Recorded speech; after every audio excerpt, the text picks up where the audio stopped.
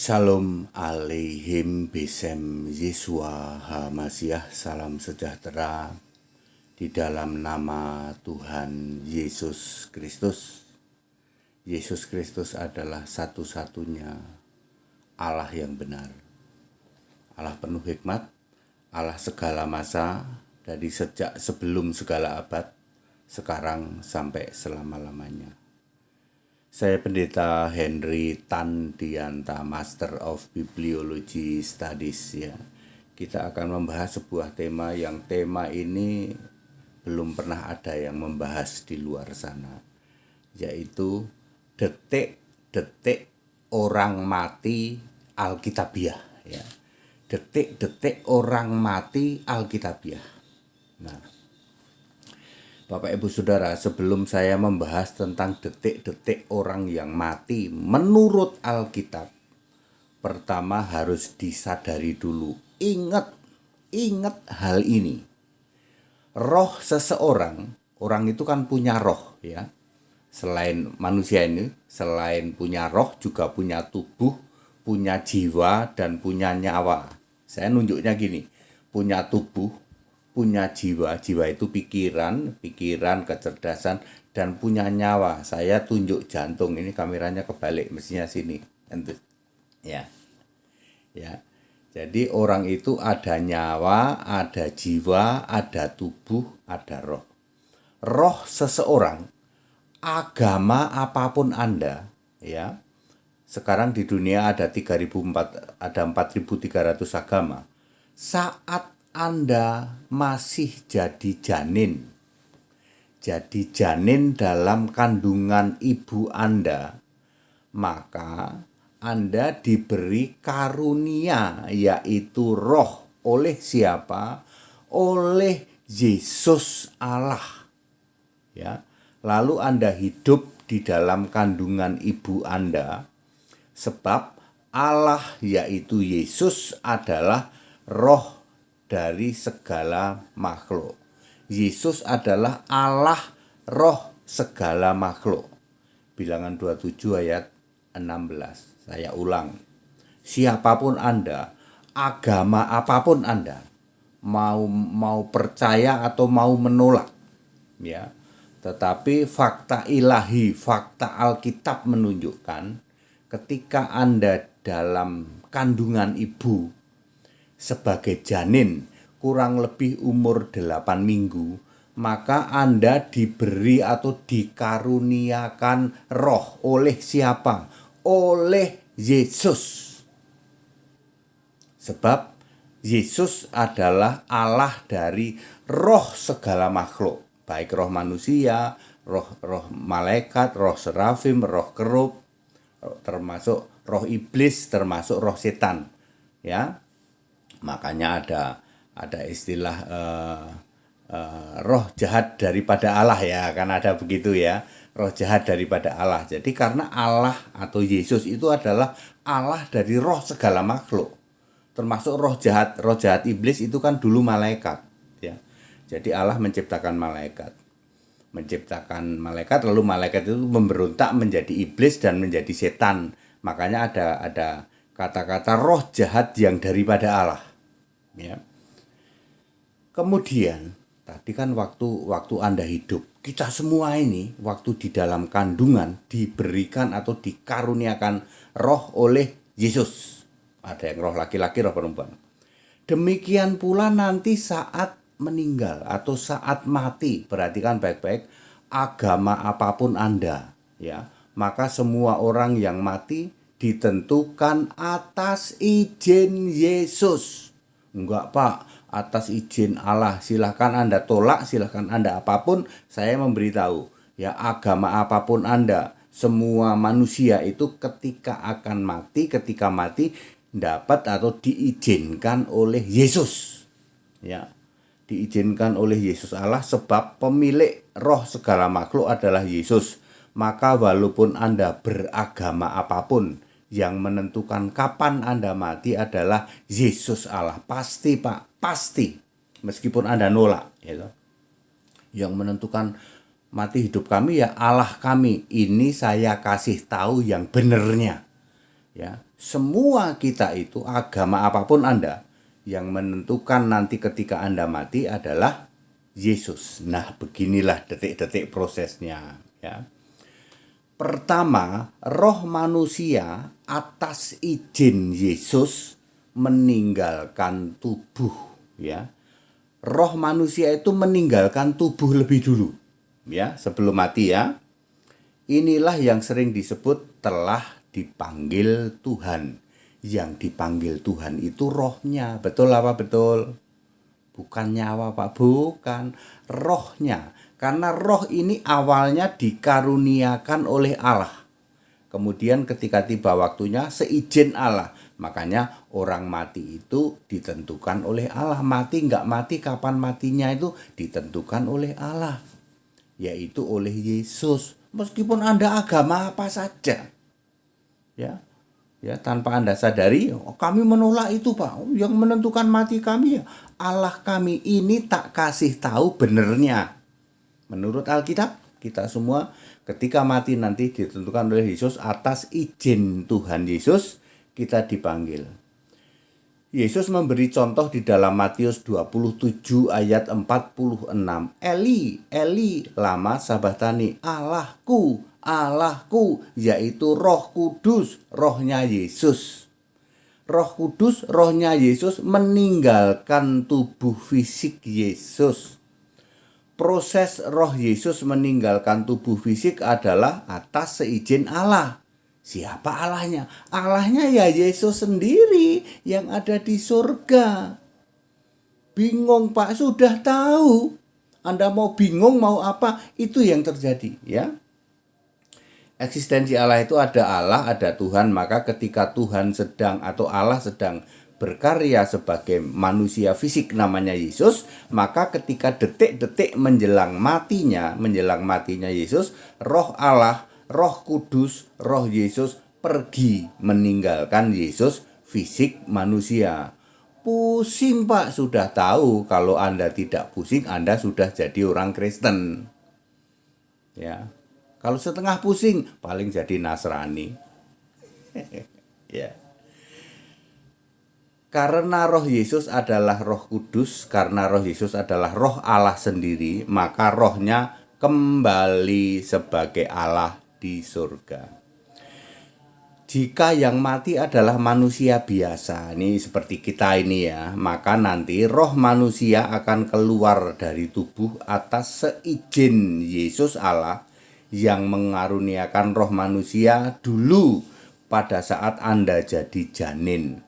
Jadi roh manusia itu akan kembali kepada Allah yang mengaruniakannya. Kembali ke siapa? Kembali ke Yesus, maksudnya kembali kepada wewenang Yesus Allah.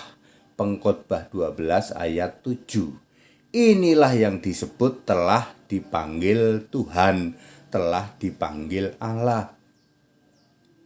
Jadi roh Anda keluar itu telah dipanggil Tuhan, dipanggil kembali.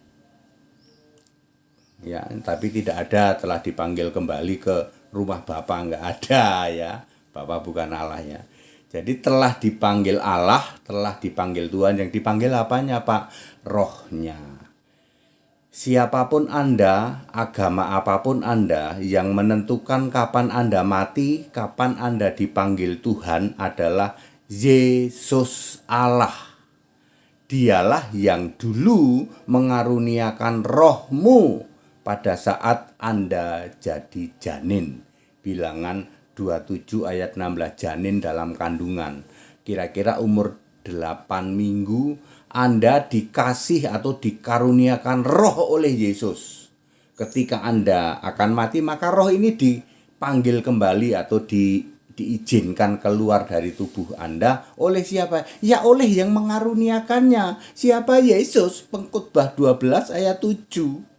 Karena Yesus itu Allah dari roh segala makhluk, termasuk rohnya iblis. Karena iblis itu mantan malaikat, setan juga mantan malaikat. Maka semua makhluk-makhluk roh itu, rohnya itu milik Yesus. Makanya ada ayat Alkitab yang mengatakan roh jahat daripada Allah. Itu maksudnya setan, maksudnya itu iblis. Nomor 2, setelah roh manusia ini meninggalkan tubuh, maka yang ada adalah tubuh fisik manusia. Di situ tinggal tubuhnya, tinggal nyawa, dan tinggal jiwa. Rohnya udah nggak ada, rohnya udah nggak ada. Lalu manusia itu akan dengan sendirinya menyerahkan nyawanya seperti yang dicontohkan Yesus di dalam Matius 27 ayat 50. Yesus berteriak sekali lagi lalu menyerahkan nyawanya.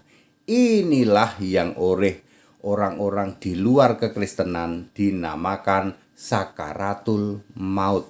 Detik-detik setelah rohnya keluar, dia akan mengakhiri hidupnya, menyerahkan nyawanya, artinya menghentikan nafas hidup, menghentikan darah mengalir. Ya, disebut sakaratul maut ya. Mereka menyebut seperti itu ya nggak apa-apa ya. Itu kan urusan penyebutan oleh mereka. Ya memang nanti rohnya ke alam maut ya. Di Alkitab tidak ada istilah sakaratul maut.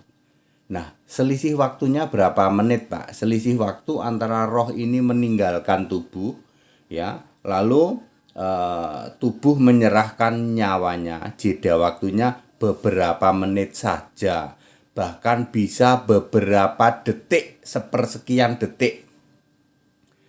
Tanda bahwa tubuh itu menyerahkan nyawanya adalah berhenti bernafas, darah berhenti mengalir, otot meregang sehingga sering disebut meregang nyawa. Ya, itu disebut menyerahkan nyawanya ya. Nomor 3, hari ini juga sesuai Lukas 23 ayat 43, artinya semua roh manusia itu dalam waktu paling lama 24 jam sudah terjawab kemana roh manusia itu ditaruh oleh Yesus Allah. Pilihannya ada 2 tempat. Yang percaya Yesus Allah, yang matinya dalam Kristus, maka ditaruh di Firdaus. Lukas 16 ayat 22, 1 Tesalonika 4 ayat 16, Wahyu 2 ayat 7. Sedangkan yang tidak percaya Yesus, apapun keyakinan Anda, apapun agama Anda ya, dari agama apapun ya, para penyembah segitiga, para penyembah Tritunggal, penyembah Bapa Yahweh dan lain-lain ya, semua roh mereka akan ditaruh di alam maut, sengsara, panas, haus. Lukas 16 ayat 23. Inilah yang di luar kekristenan disebut siksa kubur. Ya, persis sama dengan mati sengsara yang dialami oleh roh orang kaya di dalam Lukas 6 ayat 23, Lukas 16 ayat 23. Oh Pak, siksa kubur itu sengsara di alam maut, betul ya. Hanya orang Kristen yang mengenal istilah Firdaus, benar apa tidak? Ya, hanya orang Kristen yang mengenal istilah Firdaus. Keyakinan lain maupun agama Anda yang lainnya pasti tidak mengenal apa itu Firdaus. Yang Anda kenal adalah siksa kubur, api penyucian, sengsara dalam maut, di alam maut dan sejenisnya. Sekarang ini berbagai pertanyaan ini. Nomor 1, Pak, jika matinya itu mendadak, tertabrak mobil ya toh, bagaimana proses matinya? Ya tetap sama. Yesus Allah mengizinkan roh manusia keluar dari tubuh beberapa detik sebelum tabrakan, lalu gubrak, lalu boom, tabrakan terjadi. Lalu tubuh juga hanya dalam hitungan sepersekian detik, yaitu menghentikan nafas, ya, darah berhenti, meregang nyawa, menyerahkan nyawanya. Itu kalau tabrakannya mati. Tapi kalau tabrakannya nggak sampai mati, atau misalnya hanya kakinya patah dan sebagainya, biasanya orang akan mengalami sedikit tidak sadar, sedikit beberapa detik, beberapa sepersekian detik tidak sadar, tahu-tahu dia sudah jatuh, kok nggak mati, ya berarti rohnya masih ada. Bagaimana dengan orang yang bunuh diri ya, misalnya ngebom, misalnya minum racun dan lain-lain. Ya kalau yang ngebom kan sudah terjawab ya, dapat apa itu? Yang bermata jeli katanya, bidadari katanya. Sedangkan bunuh diri akan dibinasakan Allah ya. Nanti di neraka di dalam 1 Korintus 3 ayat 17 ya. Jika Anda bunuh diri, maka roh Anda dipaksa keluar oleh Anda sendiri. Itu mengkudeta haknya Yesus. Maka roh itu akan dijemput setan-setan ke alam maut.